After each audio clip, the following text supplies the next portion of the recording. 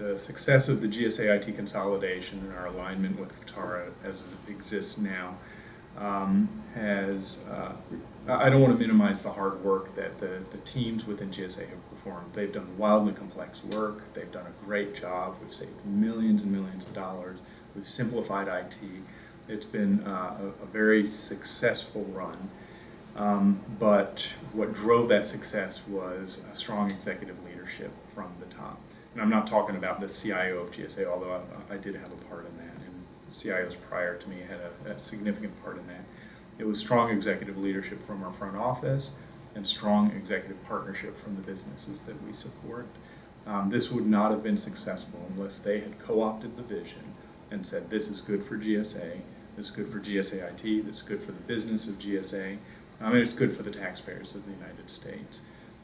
So the work was hard, and there were challenges where we had to resolve some pretty difficult disagreements, but anything worth doing typically has some hard elements to it.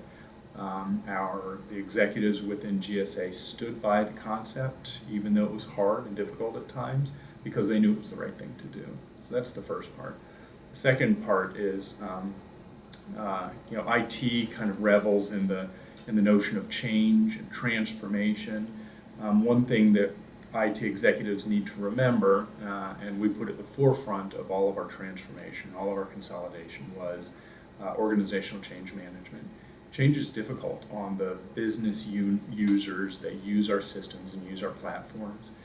Our business customers have hard, complex jobs performing their mission, and if they're thinking about the IT that they're using to complete their mission, that's processing cycles that they are not focusing on completing their mission.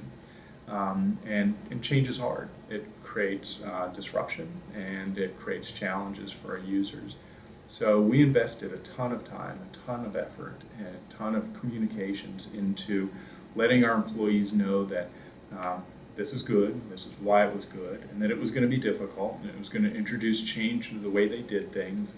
But we talked at length about the outcomes that we expected, and we talked at length about what the pain and suffering was going to look like as we went through the transformation.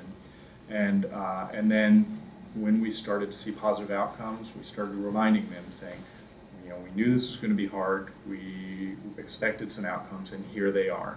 So that breeds kind of an environment where transformation is accepted, and where the difficulties associated with large transformation are accepted by your user community. It's critically important to never miss that organizational change management part of transforming an organization.